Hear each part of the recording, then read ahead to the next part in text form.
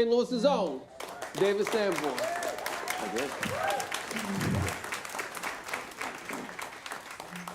All right. Well, it's such a pleasure to have you here, have you home. Very nice to be here, back home. Now, I grew up with his music, but I have to tell you, this is a first. It's the first time I'm getting to meet, speak with, enjoy the company of the one and only. So, Thank you very much. I'm looking forward to your week here. Thank you. So, let's talk about, first of all, say you're from actually Tampa, Florida. That's where you were born, Tampa, Florida, Well, right? yeah, my father was in the Air Force during the Second World War. I was born in 1945, so he was stationed at MacDill Air Force Base down there. But both he and my mother were from St. Louis. So they were, down there for when he was in the service. Right. And I was born, and then we came to St. Louis like within 2 or 3 months after I was born. So essentially St. Louis. Right, so what I was going to say, did I turn me off, Bob? Okay, Ryan? You want to make another cameo, Ryan?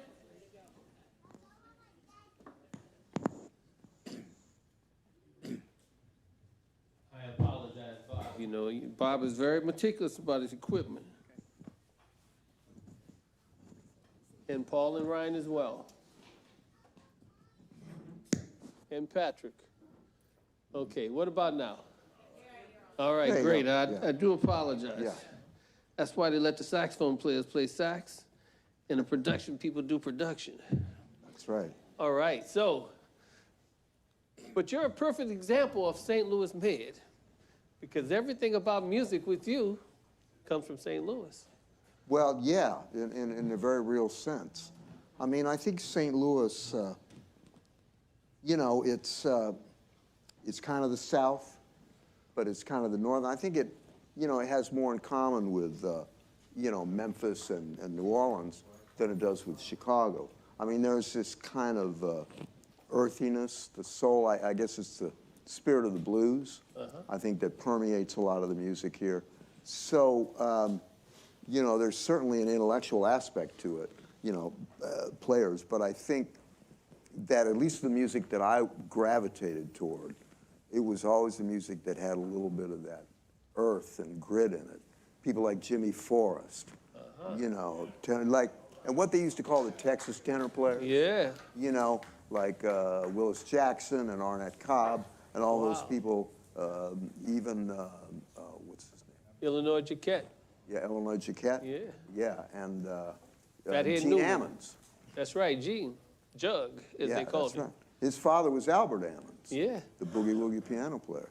So I think that, those are the kind of players that I gravitated toward, and they seem to me, kind of represent that earthy quality that existed in St. Louis.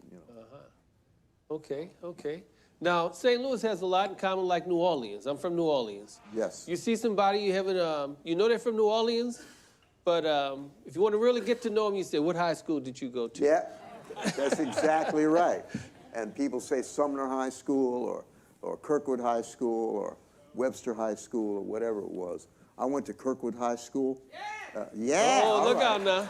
There's one person that's still alive.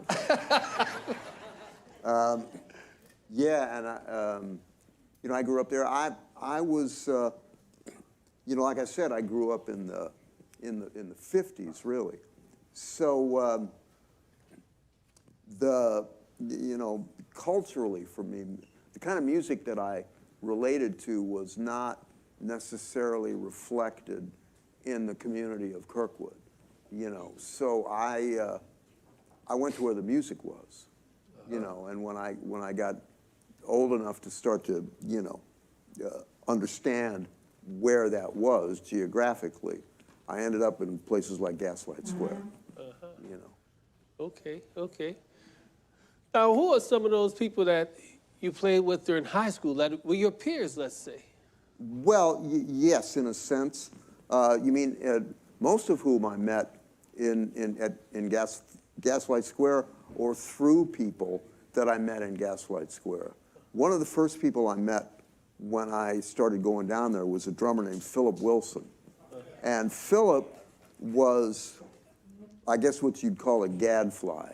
He was connected to so many different musicians on the scene, and people like Lester Bowie and Hammett Blewett, the baritone saxophonist, and Julius Hemphill, and Oliver Lake.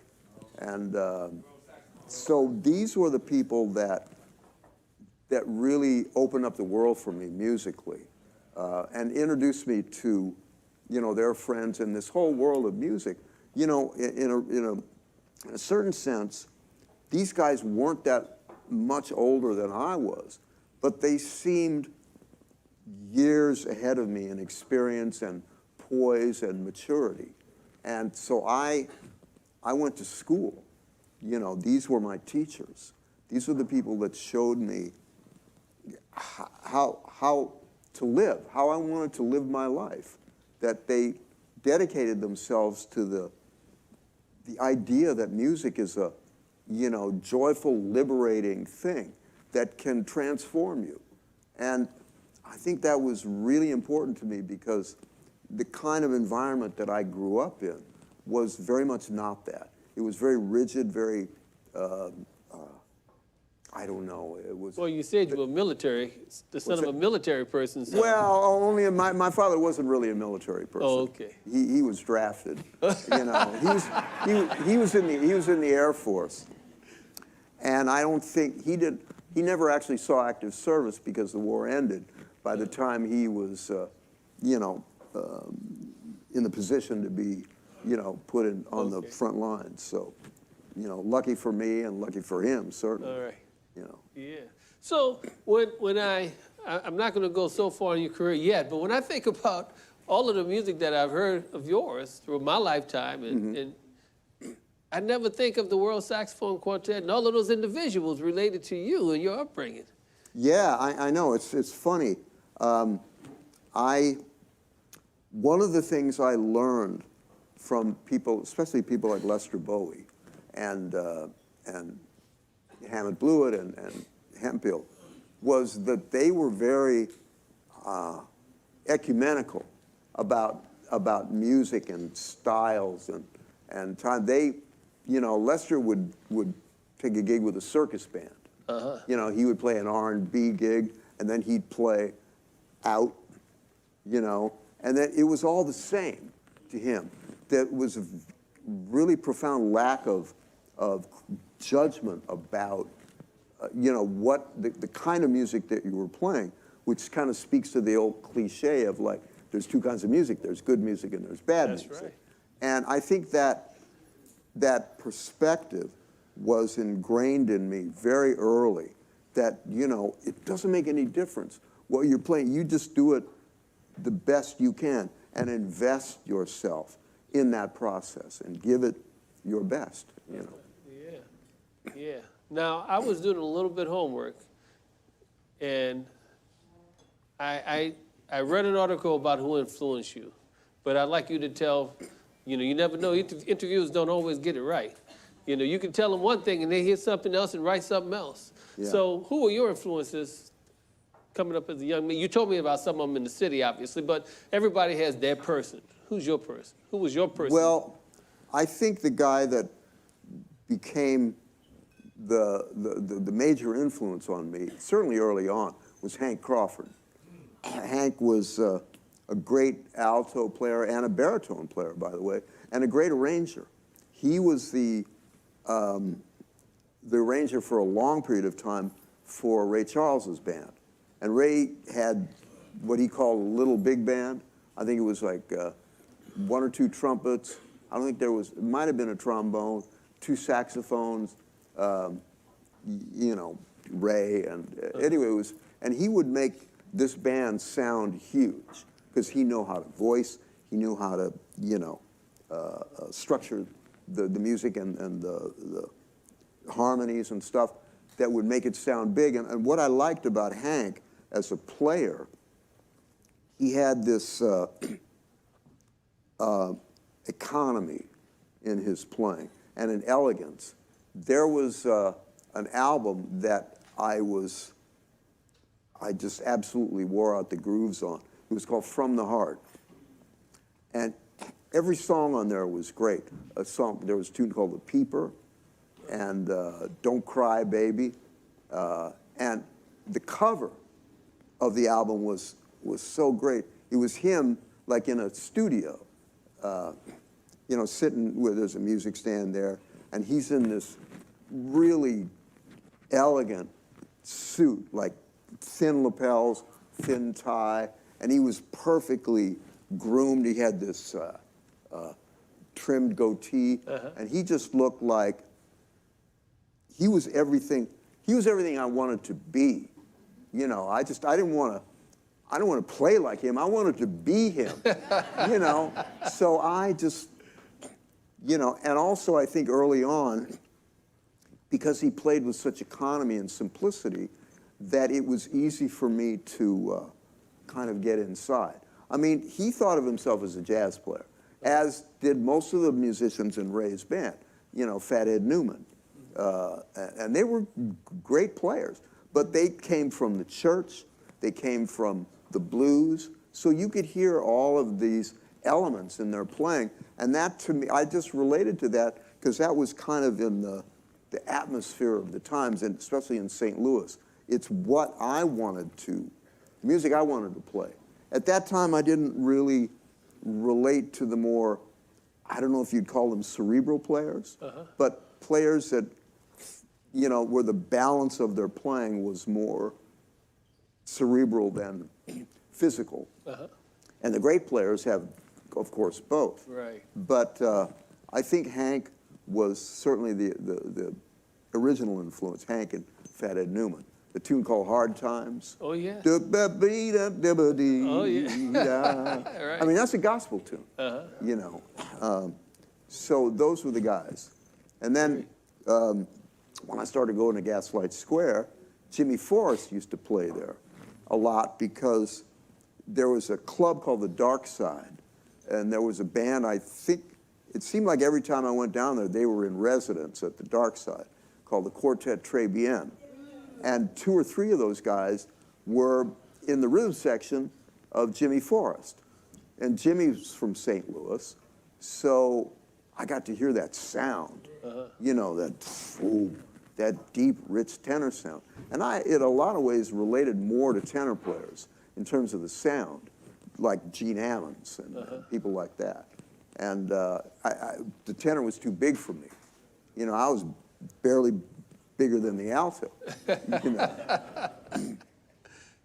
Yeah, so when you were, now, just to get a proximity of your dedication of being in Gaslight Square, and I'm not from St. Louis, forgive me, so I know how to get from home to here and back. Yeah. So where were you living at that time? I was living in Kirkwood. So you were living in Kirkwood as well? Yeah, I was. Okay. All right, so now you're here, you're checking out Gaslight Square. And by the way, for those people like me, I'm told that Gaslight Square was an area that developed because it was hit by a tornado in 1959. It was what? It was hit, that area was hit by a tornado and damaged pretty well, and a lot of attention came to the area, and as a result, people from the insurance claims became to invest in that area and ultimately started to develop clubs that came to be about in that 2-block strip, which came to be known as Gaslight Square. Yeah. And it started with all the clubs, and then the Clee Gas thought it would be nice to have these lanterns out there. Yeah. And you had these gas lanterns, and then ultimately the Ultimate decided, well, probably a good name for this place is going to be Gaslight Square. Yeah. Very serendipitous, all those events. Right. And that's a lot, you know, that's kind of the way stuff happens in the world. Right. Things come together, and it's just like, okay, it's, you know, from a terrible storm to a perfect storm. Right. You know? Right. And so it was about this I guess this 2 or 3 block strip. There were 50 clubs, restaurants, antique stores, stands, and people. It was like a carnival midway, you know. I mean, and years later, when I went to the French Quarter, I said, "Oh, okay, yeah, I get it. Everything came kind of from New Orleans, really." Yeah. Well, we share that fleur de lis with you, just so you know. What's that? The fleur de lis. Yeah, we have that logo as well. Yeah. And the odd rod fences of the Spanish and French influence. We have all of that. Yeah. And And by the way, I guess Gaslight Square was your 52nd Street from New York. In a sense, yeah. I think it was more like, you know, parts of the French Quarter. Okay. You know, okay. Bourbon Street, maybe, you know. Sure. Now, you mentioned the Dark Side. It's one of the clubs there. Yeah. And I was looking up some things. They were talking about clubs that played traditional music, like the Peacock Alley. Well, that was much earlier, and in a much different location. That was across from Union Station. I think it was in a building that was originally a hotel, and now I'm not sure what it was, but it was in the basement of that building. And it was a lot of, you know, very famous jazz musicians played there. Miles Davis, certainly. John Coltrane played there. And I don't know how many others, but it was kind of the traditional jazz club in St. Louis for a while. I mean, there were clubs scattered all over St. Louis and East St. Louis, for that matter. East St. Louis was jumping, you know. So, you know, there was the Blue Note Club. There was a place called the Judge's Chamber over there. I mean, there were like, you know, people were hitting it. And what was great about it was there was a really active exchange of ideas. And in the sense that, you know, people were actually doing it. And they go, oh, so, you know, this guy, hey, did you hear what blah, blah, blah did? And then you go and you sit in with the guy. Because that's how you learn. You get your ass kicked. Right. You know, you get up, that's a lesson learned. Yeah, I mean, you know that. You know, how many times, the best lessons I learned were when I got my ass kicked. I still have scars. Yeah, yeah. Battle scars, man. Right, you right, know, right. because it's a lesson you don't forget. No, no. Okay, just for the sake of clarity, what about a place like the Opera House? Was that in that area or not? That's No, I don't think so. Okay, let's don't worry about them. My geography's a little fuzzy. I mean, Don't worry, it's not in Gaslight Square, we're not gonna worry about it. Yeah. Okay. You know, I'm just getting my research correct. Okay, and lastly, what about Lovett's Left Bank? You know about What's that? Lovett's Left Bank. Rosalie Lovett's, if you don't know about it, must not have been there because you were in Gaslight Square, so we don't need to talk about that. It very well could have been there. Okay. But I focused on very specific places. And what were those places, one more time? Well, there was a club called Georgie's, Okay. or Jorge. It was Georgie Martinez had a club at one end of Gaslight Square, and he booked a lot of traditional jazz artists. The first live jazz I think I ever really saw, like real jazz, was Horace Silver at Georgie's club. And we could get in there because they didn't serve alcohol. So, you know, we being underage, we could get in there. Right. But we couldn't get in a lot of these other clubs. And the club I ended up first playing in was a place called The Other Side, which was in an alleyway down behind the Dark Side. And it was, I think that the disc jockey Spider Burks had something to do with the Other Side. I'm not sure. Spider Burks was a very famous DJ in St. Louis at the time in the 50s and early 60s, and he was a big promoter of jazz. And he used to do a live radio show from the Blue Note Club in East St. Louis, Illinois, 4200 Missouri Avenue. And I would listen to these, you know, his live show from there. And there was an organ player, a guy named Don James, who was the house band. And while he was doing his talking, you could hear the boom, boom, boom, boom, boom. You know, that pedal, B3. left-hand pedal bass that the organ gets. And I'm going, man, there's real life going on there, you know. And when I finally got there, I ended up playing there a lot. We used to play from midnight till 6, like 4 or 5 sets a night, you know. And the studio was it was behind the bar. There was like a horseshoe bar, and then the bandstand was at the other end. And behind the bar, there was this little storage closet, about as big as the space between you and me, and just about as wide this way. And there was a hole cut in the drywall that they had a piece of plexiglass, like taped up, like so he could see into the room and describe what's going on. You know, Don is hitting it now, and blah, blah, blah, blah, blah. And it's like makeshift. I mean, I think there are even like buckets and brooms and shit in there, and you know, he's, but it was like, there was vitality. It was life.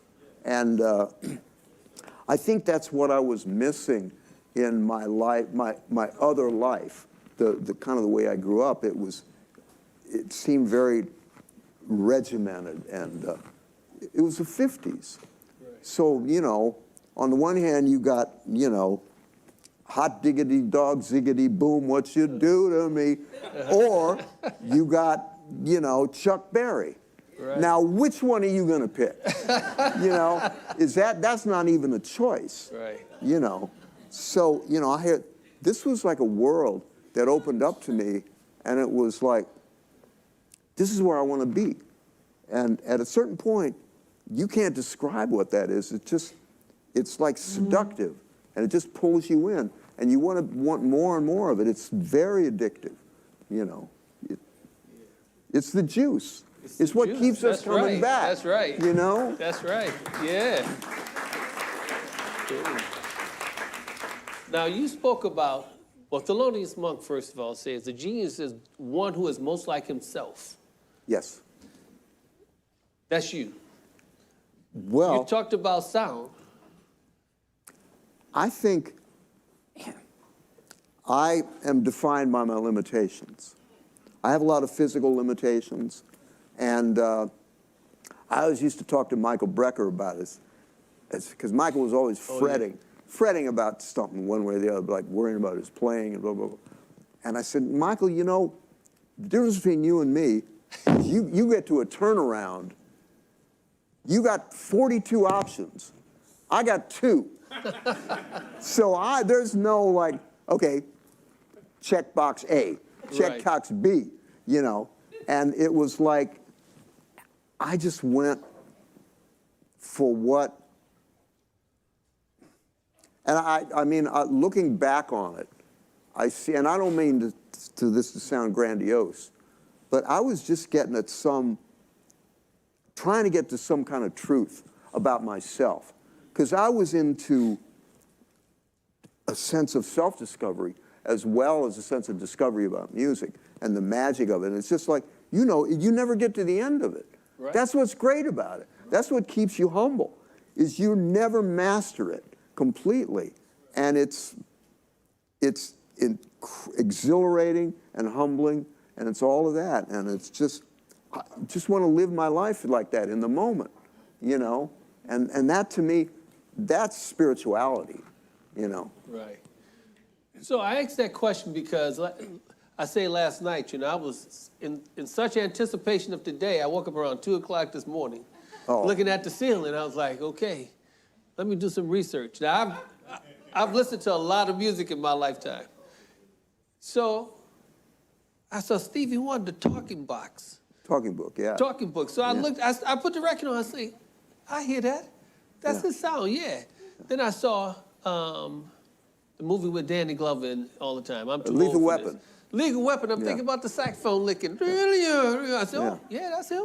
Yeah. Okay, all of these sounds I have heard, I knew it was recognizable. I just never looked at the credits over the years. And obviously you developed a sound, which is the greatest thing that a musician can identify more than what they say is their sound, because what they say can change over time. Yes, it can evolve. That's right. Yeah. But how you sound, a person can identify in the note. When did you become comfortable with that sound that you ultimately not only developed for yourself, but for millions of saxophone players who are still trying to find your sound to become their sound? When did I come comfortable with that? Yeah, when did you finally say, you know, I got something here? Tomorrow. A genius is one who is most like himself. Good answer. I'm never comfortable with it. I mean, it's just something elusive. That sound you hear, you know this as a player, especially as a saxophone player. You know, you got all this shit you're dealing with, reeds, and mouthpieces, and horns, and pads, and all this stuff. Right. Temperature, humidity. Oh, yeah. You know, all this stuff that, you know, it can get in the way of what you're trying to do, or you can just say, you know what? These are the conditions that are existing right now, and I'm going to make the best music I can make at this time. But you still, there's that level of dissatisfaction. You're always chasing it. And I think I was trying to find that as an alto player, because I concentrated on alto. You know, I never really was able to play tenor very well, so I focused on the alto. And it was, I love the bottom end of the alto, you know, down in the bell tones. I love that sound, like, because it's like you can get like a tenor down there. Right. And if I had one criticism of some younger players, is that they think the alto is all about up here. It's all about down here. You go up there, that's, well, okay, that shit is like, okay, that's where the trumpet part of the instrument kicks in. But the other sound is, that's the humanity. It's the reed, it's the warmth. And unless you can exploit that in your sound, to me, there's something lacking. Because then it's like more superficial. And I mean, it's not really a criticism, because everybody has to go with what they hear. Yep. So it's just that I hear that depth and I hear the range of the alto that's possible, and I just wanted to get, I like the percussive aspects of it. It's a player like Phil Woods, who's a very percussive player. Yep. I love that Cannonball, of course. Yep. You know, I mean, that motherfucker, man. Just, you know. He was the whole band, the drums, the piano, everything. He did there's a recording of him, it's on an album called Nippon Soul. Yep. Easy to Love. Man, he took everybody to school on that one. Right. You know, and he just threw that off, man, just, you know. So I think it was just the sound, just after some kind of sound that has the warmth and the point and all that, and that's just elusive, you know. Great. Now, you mentioned some of the musicians in Gaslight Square. Just to give our audience a little bit more of a depth of the people who were there. You mind doing a roll call of some of those major people who you might have interacted with during your time? Well, I can give you an easy list. It was Philip Wilson, first and foremost, because Philip led me to places, because I was, you know, timid about, you know, come on, motherfucker. Come on, just go. And we would go in, and he would take me into these clubs, and he would like kind of vouch for me in a way. And so we would, you know, we would go there, and we would play, you know, with people, and I got to know other people. Got to know Lester Bowie like that. And Lester was in a relationship with Fontella Bass, the R&B singer, Rescue Me. Yeah. And she had been with the Clara Ward Singers before that, so she came once again out of the church. And as a matter of fact, my first wife, another casualty of music, right? Honeymooned at Lester and Fontella's apartment in Chicago when they moved to Chicago. And I thought, we were staying in their apartment, and it was like in August something. It was really hot. And one day, Lester said, man, I'm gonna go buy an air conditioner. And I thought, and then he went out to the store, bought an air conditioner, brought it back, put it in. And I said, man, if I ever have that kind of money, where I can just go out and buy an air conditioner like that, Right. that'll be Fat City, baby. You know, but Lester, I met, there was, Julius Hemphill, of course, Hammett Blewett, who I ended up playing with a lot over at the Blue Note in East St. Louis. There were a couple of other players who I don't know what happened to them. Floyd LaFleur, great trumpet player. You know Floyd LaFleur? Is he still around? No. Oh, I'm sorry to hear that. He was, man. But there were a lot of great players like that. Kenny Rice, a drummer. Ben Thigpen, who was Ed Thigpen's brother. Really? Okay. I met him there. John Mixon, great bass player. John, yeah. Did I say John Mixon? Oh, I meant to say John Mixon. And what's that? Yeah. And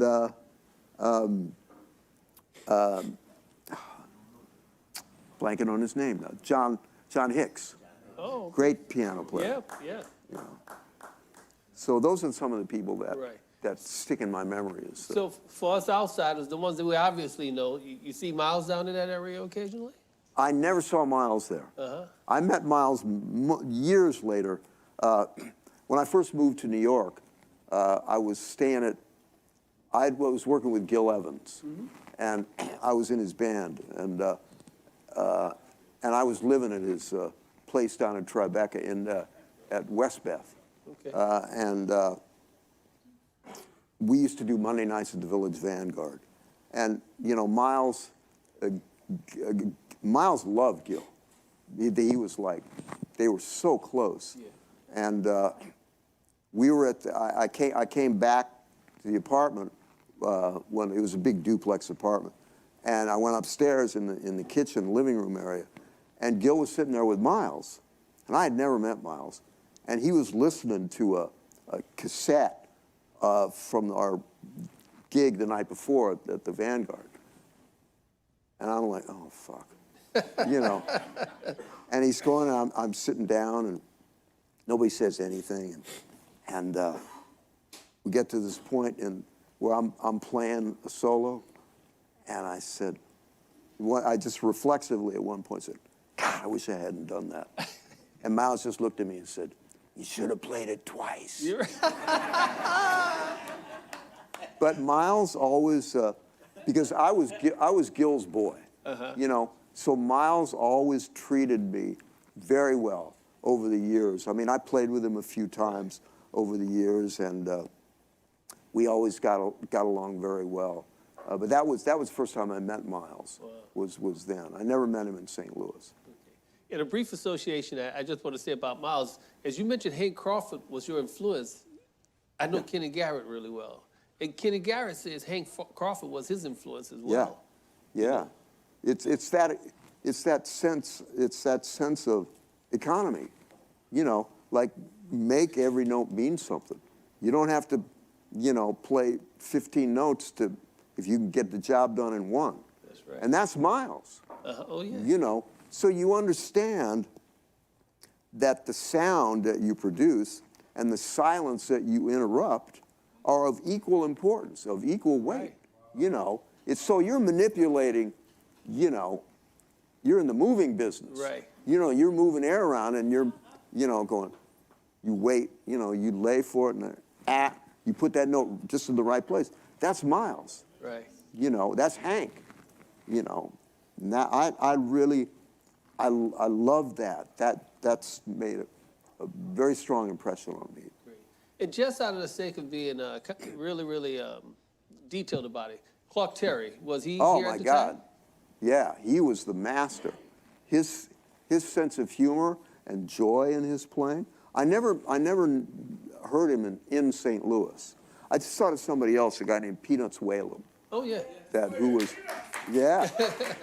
he had a long history in St. Louis. And he was kind of like the gold standard in a lot of ways for not only as a player, but as an entertainer. I don't mean that at all in a derogatory sense. But he understood how to engage with the audience. And I've played with him a few times, much later in life with Kirk, his nephew. Okay. And so, yeah, Peanuts Whalum. Yeah, okay. Well, look, I could talk. I haven't even asked the questions I want to ask you. I figure I have a couple of days during the week I can pick your brain. But we have these wonderful people who do know a lot about St. Louis and who do know probably a lot about more than I do. Gaslight Square, and I'm sure they would like to ask some questions. But I don't have my glasses on, and I need someone to turn the lights up a little bit more so we can see them. So you mind turning it up a little bit for us, Patrick? Great. All right. Excellent. Oh, you beautiful people out there. All right. You mind if I just point? No, and Bob, please. we have a microphone, or how are we going to do it? Okay. Yes, ma'am. Please. First of all, we're homies. I grew up in Kirkwood, and we had this conversation. We lived on opposite sides of Kirkwood Park, because I lived on West Monroe, and you lived on the other side of the park. So we are definitely homies. All right. Okay, I'm having a hard time hearing you. Okay. Oh, she gonna come tell you. We got a mic? I got a mic? I can shout. No. Well, you're doing a good job.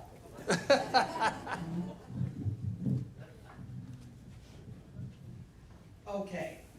Can you hear me now? All Yeah. right. Verizon, huh? You and I are homies. Okay. You grew up on one side of Kirkwood Park, and I grew up on the other side of Kirkwood Park. I Okay. grew up on West Monroe between the park and the cemetery. So you know what Okay. I'm talking about? Yeah, sure. And secondly, we feel you. This lady is from Kirkwood too. We feel you. When I was 16 and a half, I split Kirkwood and moved to the Central West End and Yeah. hung out with all the kids that lived in Gaslight Square. Yeah. I had a hippie pad on Euclid, okay? So I just want you to know Yeah. that you have been the soundtrack of my life. Wow. That's I've had a lot of adventures thanks to you and your music. well. And I just want to thank you. Well, God bless you and thank you, and I'm happy to have been a part of your life. It gives me great pleasure. Yes, and you will continue to be. Always. Thank you. Patrick, can you give us a little monitor return? Thank you. Okay. Another question, unless you're going to walk way over there with the mic. I don't know, can you hear me? Kinda. I was introduced to jazz in my formative years from Charlie Manise. Sure. And then about 50 years or so ago, I was working as a student at KWMU, now Take this. St. Louis Public Radio. Mhm. I had the pleasure of working with him, we became good friends. And he once told me that he brought you to one of the first Stan Kenton clinics in Butler or Purdue, somewhere in Indiana, I think. Yeah, I think it was Bloomington, Indiana. Oh, okay. Yeah, Bloomington or it was in Michigan. I'm not sure where. Yeah. Yeah, he was always proud of that. Well, And just listening tonight, I want to tell you, I often ran into Chuck Berry at various places, but I had heard once that he was a fan of Eleanor Duquette. And Yeah, when I mentioned that to him, it was like he talked for like 2 or 3 minutes about Eleanor Duquette. That's Yeah. one of his influences. yeah. Oh, yeah. He listened to a lot of what they call jump music, Yep. right? So he would like, in Illinois, he wrote that. Some people say that rock and roll started with Eleanor Duquette's solo on Flying Home. Now, I don't know if that's true. It's probably not true. Probably started earlier with Louis Jordan, Right, right. and people like that, Beware, brother, beware. Oh, yeah, yeah. Well, thank you for all you've done. Bless you. Thank you. Thank you. Cindy. All right, I want to know a lot about your career, but I want to go way back. I want to know how you got started playing, where you took your lessons, and at what point and how you found a way to make that, the sax play your voice, speak for you, and not for the composer or arranger. Well, I mean, that's in a way a very simple but a very complicated question. I don't know if we have enough time to really go into it, but try to thumbnail. When I was 3 years old, I got polio, and I was in an iron lung for almost a year, and then paralyzed for about a year after that. I'm still, I can't raise my left arm higher than that. So I was disabled, and when I was convalescing at home, I would lay in bed late at night listening to the radio, and you could get these, especially late at night, with weather conditions being favorable, you could get stations from Chicago, from Memphis, from Little Rock, Arkansas, sometimes even from Texas. So I was hearing music, like Howlin' Wolf from Chicago, or, bebop from Chicago, or, Rufus Thomas from Memphis, or, Hank Williams.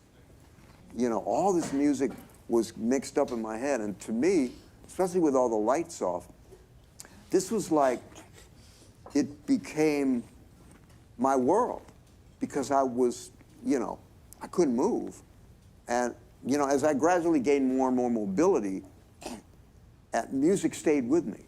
And I would, grew up in the era when saxophones were the solo instrument of rock and roll early on. Right. Fats Domino, Little Richard, all these people, there was saxophone solo. There was no electric guitars then. So it became, that was the sound. In American popular music, saxophone was the voice of the music. Jimmy Dorsey, So Rare. These songs, it was in the air. And there was something very human and very vocal, Louis Jordan, about that sound. And at a certain point, the doctors recommended that I play a wind instrument for therapy. And I had just been, there used to be I would go to the St. Louis Hawks, was a basketball team at the time in St. Louis. They would, and 1 year after the game, they would have a concert series. So there would be, after one game, there'd be Duke Ellington or Count Basie or Ray Charles. And so I was there once with Ray Charles, when Ray Charles was there. And the band used to do, 15 or 20 minutes while Ray was in the back doing whatever he was doing, And they were playing, and we were at the other end of the field house. And I heard, they were playing this really slow ballad. You know how Ray would play those just unbelievable. You could have lunch between 1 and 2, But it was Hank playing. And I could, they were playing. At one point, the sound system went off. And I heard the band was like, ooh, but I could hear Hank like clear as a bell. And I'm going, that's a good job. If I can learn how to do that. And then I fell in love with Hank Crawford. And so when the doctor said, what instrument you want to play? I said, saxophone. And so I started playing the saxophone. And I really learned, I was just playing along with records. I didn't have any real, I didn't start, I joined the school band when I was 11 years old. And I got thrown out of my grade school band. Because I couldn't remember the fingerings for the notes, And the band director, there's like 8 people in the band.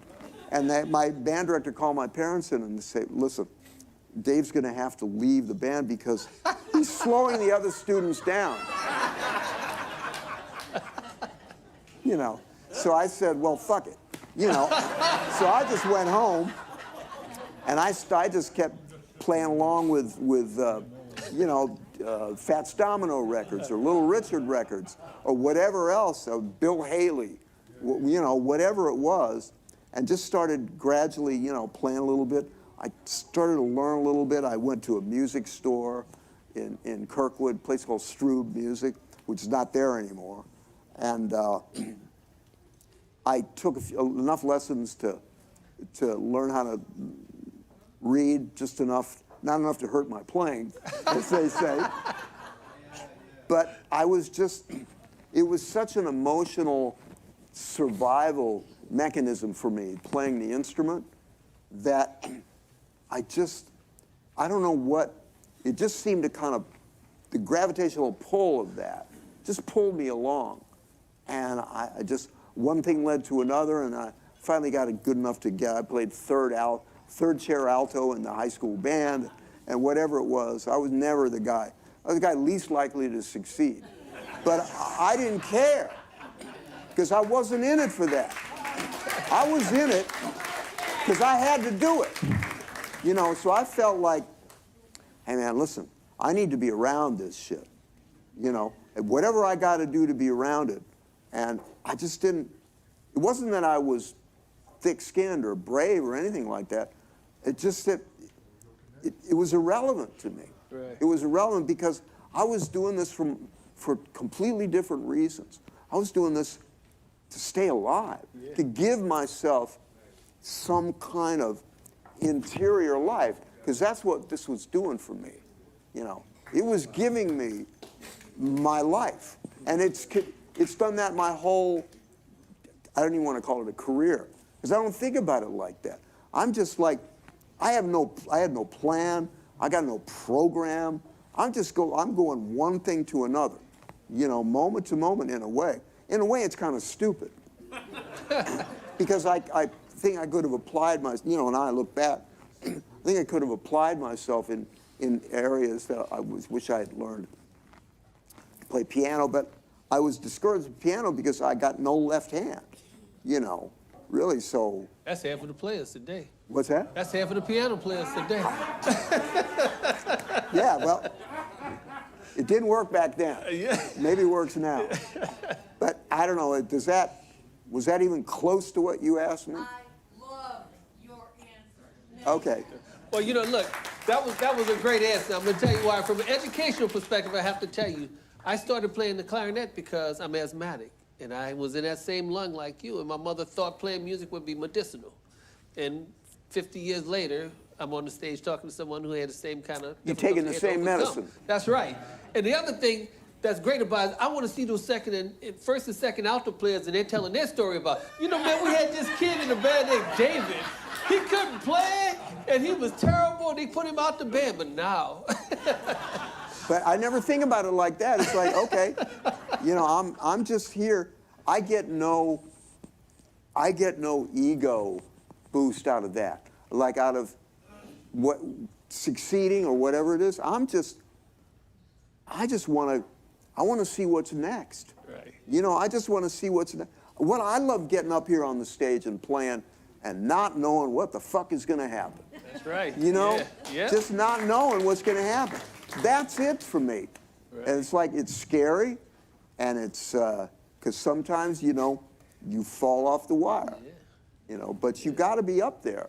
Well, it's like Miles said, you should have played it twice. Yeah, exactly. That was a great lesson to me. Yeah. You Yeah. justify it. That's you right. make it work. Well, you the know? first time they said, huh? Then the second time they said, oh, yeah, okay. Yeah, right. Right, he meant to do that. Yeah, exactly. We got another question? Okay, please. I know we're getting close to our playtime. Hello, David. My name is Rami. I'm George Martinez's daughter. Oh, my gosh. How are you? I'm great, thank you. So as you said, my dad had a nightclub called Georgie's Hip Entertainment, and he used to tell us stories about how the first time he met you, you were just this talented kid that came into his club, and that he just knew it the first time he heard you play. You Well, were that's decent. very nice of him. Yeah. It was Horace Silver was the first live jazz I ever heard. And they had an album out called Doing the Thing. And there was a tune called Filthy McNasty. Oh, yeah? That they were doing. But Georgie really took me under his wing, and he was another one of the people that helped guide me and kind of a protector for me. It's like he would vouch, like, he's okay, you know. And there were people like that in my life that were so important that I look back on that and I say, I'm really blessed to have people that were looking out for me. Because, you know, it's tough out there. Yeah. There's a lot of people out there that just want to bring you down for whatever reason. And Georgie was just the opposite. He was all heart, you know. A fan till the end, David. He was a fan Yeah, till the end. I know he was. And we shared many moments after that, and right up until close to when he died, you know. And you know, I did want to touch on one other point about that he used to tell me about Gaslight Square. I'd like to get your input on this. He said that he was a club that you know, attracted the black community, and that the conservatives in St. Louis did not like that. And that they tried to close him down many times. They would do things, the reason he was a coffee shop is because they wouldn't give him a liquor license. Yeah. That was one of the ploys. One of the other things was he had an art exhibit of Ernest Trova up on the walls, who has since become a pretty famous artist. And the police showed up one day and just took all the art down, and they said, we're closing this place down. This art is pornographic. Yeah. Yeah, they said that they were flying penises. They could see the flying penises. Anyway, so they just kept coming at him, and, you know, he ended up making recordings in there that have, you know, Miles in St. Louis. Did he record you there as well? No, No. never did, no. But so now, would you say that Gaslight Square was a place that brought people together, or do you have a story similar? I think it was a place that brought people together. And I think the fact that it was so condensed, you know, in a 2 or 3 block radius. And there were all these, like 50 clubs, restaurants, shops, all this stuff packed in together. People were forced to be up in each other's face. And I think you're in a situation like that, and people are having a good time, and, you know, black and white were freely mixing. And I think we got to remember, this was St. Louis in the 50s. That shit was not regular. You know what I mean? Not that it's, you know, it's very slow to change here. I mean, all the movie theaters were segregated when I went to high school. Fox Theater. Yeah. I mean, it's amazing. Right there. Gaslight You know, Square happens. Yeah, it's amazing. And I mean, it, you know, it was these brief glimmers of like, this is what things can be like if people just drop their shit and just like treat people like human beings. And you know, it's just, I mean, I don't want to get all kumbaya about it, but you know, that's really. Say it again, Dave. Drop that what? What's that? Drop that what? He said if people just drop that what? What did you say? He want to make sure he heard you correctly. What's that? When you said, if people just drop that, he wants you to say it again so they can Bullshit. be sure about it. You know, I mean, it's like, it takes up so much energy. Like, you know, to divide, it's like, come on, really? You got time and energy for that? Well, okay, I'm out of here. You know what I mean? And so, you know, it was, you're up against it, you know. And I certainly became rapidly educated about it because that had not been in my experience when I was growing up. And all of a sudden, I got friends who can't go where I go. And I go, wait a minute, this is fucked up. This is not right. And, you know, and I think just out of just my experience, that was my kind of awakening in a way, you know. So, and certainly Gaslight Square was the catalyst for that early on, because it seemed like, wow, this is perfect. This is how shit's supposed to be. And it's just not. Then you find out, okay, this is not real. And then it gets eaten away at by whatever forces, whether they're forces of negativity or whatever it is, whatever that shit is. But music is the engine for social change. That's right. You know? And it has to be that. Yeah. That's how we change the world, through music. Kumbaya. Thank you very much. Well, yeah.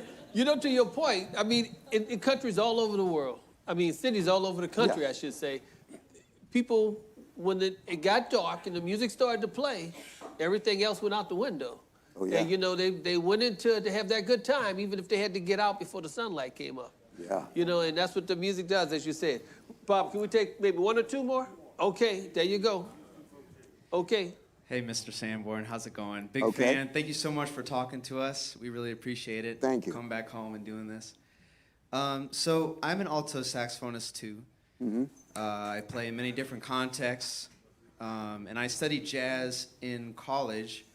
And I was wanting to know, because I always felt kind of constrained to play one genre, because if you think of saxophone, you think of jazz, and not to like, you know, throw shade at this genre because it's like super expansive and amazing, but like, have you ever felt like, sort of like, okay, I play this instrument, I gotta play this kind of music type of thing? Because I look to guys like you, and you would be doing all this pop stuff, all this R&B stuff, and it was like really inspiring. And you kind of like broke the mold in terms of saxophonists doing that. Well, I don't know about that. Well, But, that's what I think for me. Well, I appreciate that, but I mean, look, I exist in the, I've always, my whole life existed in this kind of, I'm in the DMZ. So I'm taking fire from both sides. You know, I got jazz people don't like me. I got the pop people don't like me. So I'm like, fuck it. I'm still here. You know, Yeah, and I'm word. just going to do what I do because I'm not doing it for them. I'm That's doing right. this for me. That's the selfish part of this. I'm doing this for me, you know. And if people don't want to listen, don't listen. You know, if people relate to what I do, I'm happy about that because I want to communicate. I want to reach people, and you know, just talk about. You know, it's like spread the word. Like this is what music did for me, and you know, this is possible in your life.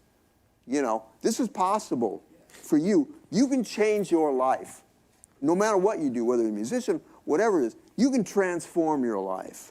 You know, because this is to me, and that was a vehicle for me, and that's what I'm interested in is transformation as a human being. You know. Yeah. Yeah, well, I look to guys like you who can just transform and play all this different kinds of music and like play in all these different contexts with these different artists, and it was like very inspiring for me, so thank you. Well, thank you very much.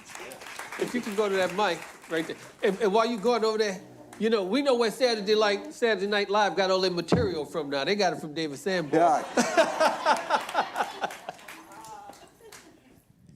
Hey, David. Yes. Thanks for all your body of work, man, and Thank you. being so candid and coming out tonight. I got a couple of questions. You mentioned Philip Wilson a couple Yes. of times. I think Philip was a great guy. I got a chance to Great player, know too. him a little bit. Real great drummer. You mentioned Benson Thickbeard. Yeah. One of the loudest drummers I ever heard in my life. But you didn't mention anything about Willie Aikens, Freddie Washington. Oh, well, Mentioned we just- something about John Hicks. There was a little club called Eddie's. It was right next to Helen's Black Eagle. I don't know if you remember that. Don't. But it was an after-hours joint. When Yeah. the Black Eagle closed down at 1:30, everybody used to come over to Eddie's. And Uh-huh. guys used to come over there and sit in. And I heard this guy, Freddie Washington, Ah. play I'll Take Romance one night.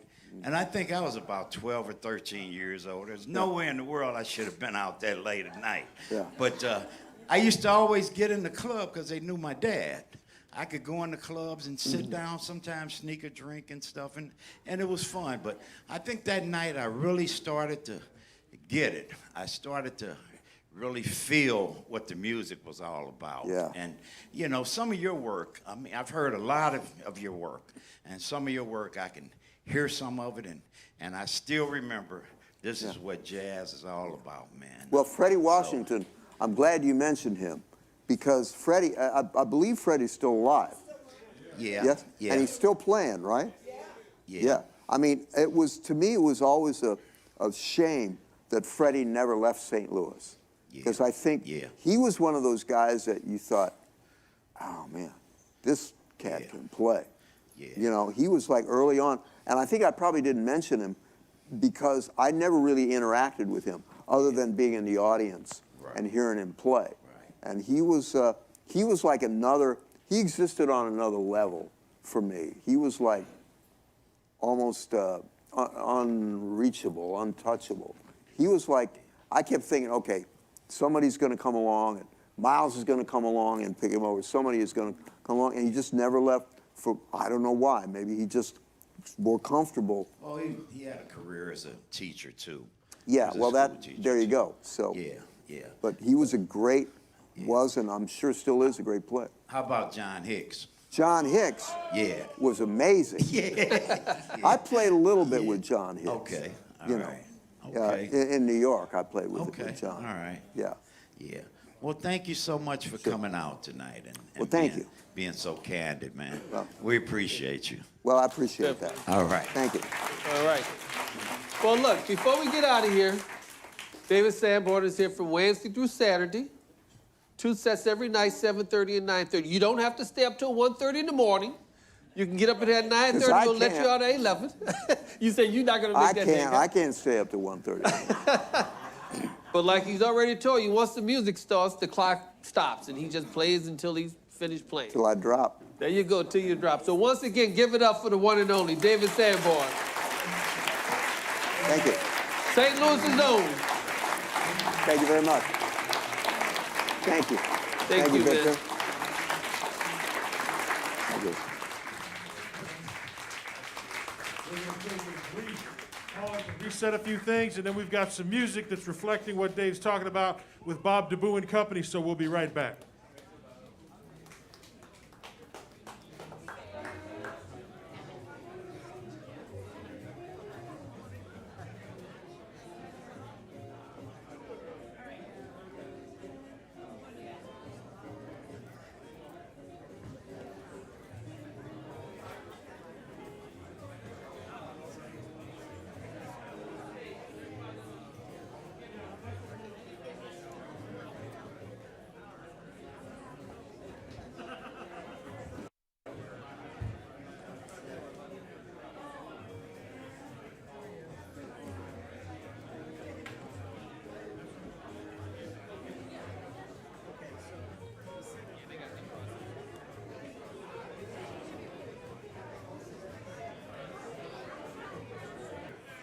Ladies and gentlemen,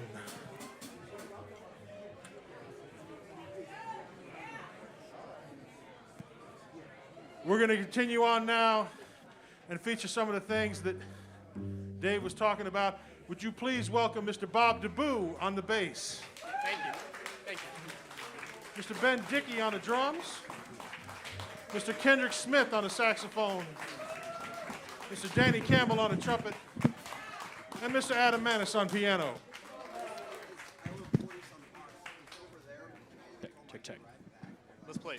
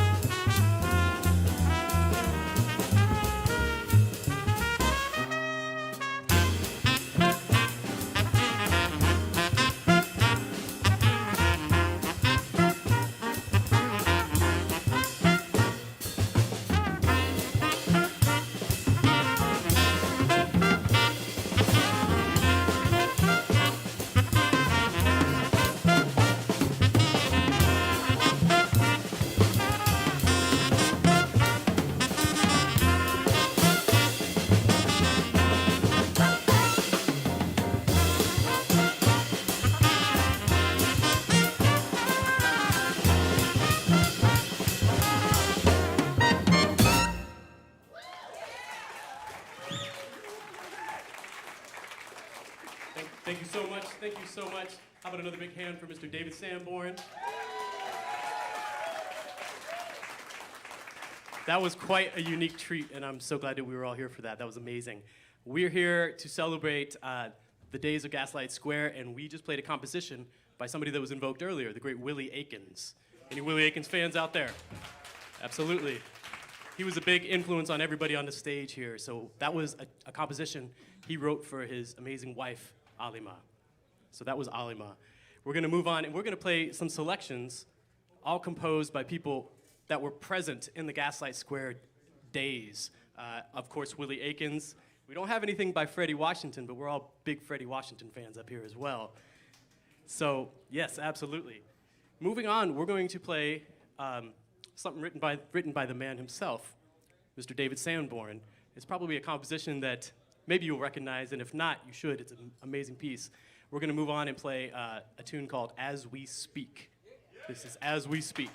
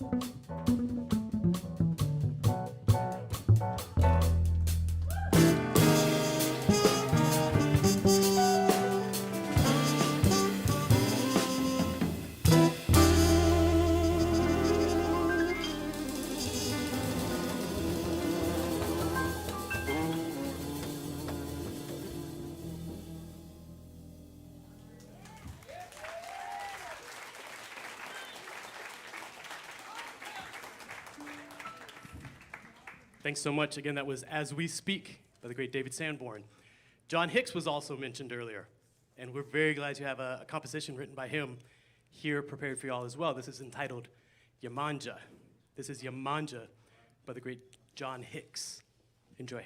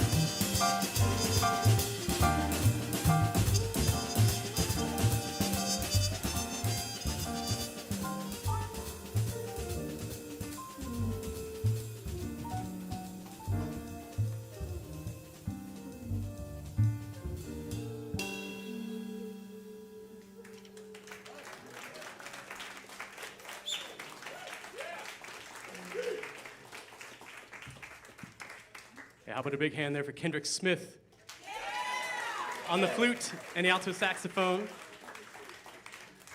One more time for Ben Dickey on the drums. That's Ben Dickey on the drums. Give it up. On the trumpet up front, this is Daniel Campbell. Give it up for Danny Campbell. And on piano, this is Adam Manis.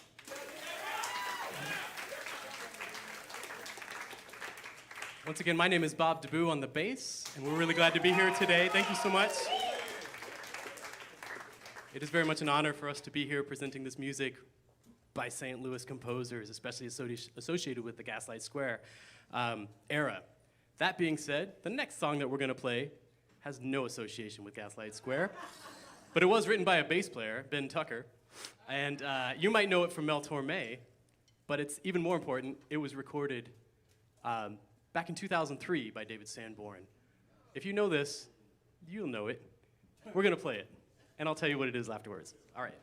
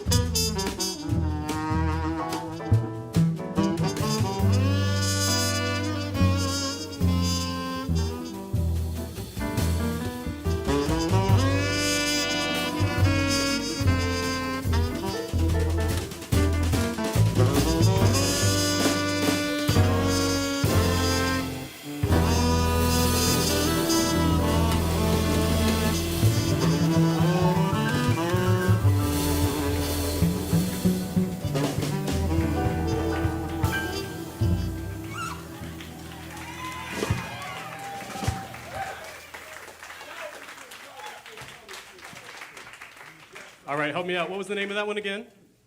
Coming Home, Baby. Thank you, Stan Coleman. Coming Home, Baby. Absolutely. Yeah, Herbie Mann, exactly, absolutely. The Velvet Fog has a great rendition of that too. That's a great, great composition. We have one more song ready for y'all, and it's by the great Hammett Blewett. Any Hammett Blewett fans out there? Beautiful. Absolutely. We heard Dave speak on that earlier too. World Saxophone Quartet all day. There's so many people that we could be referencing up here, and we just are, once again, very humbled and honored to be here celebrating the music of Gaslight Square in this great city of St. Louis. How about another big hand for jazz in St. Louis? Something else. So on behalf of Ben, Kendrick, myself, Danny, and Adam, we really thank you for sticking around and hanging out with us and just feeling this music. I hope you like this last one. It's called 1529 Gun Street. So, Gun Street.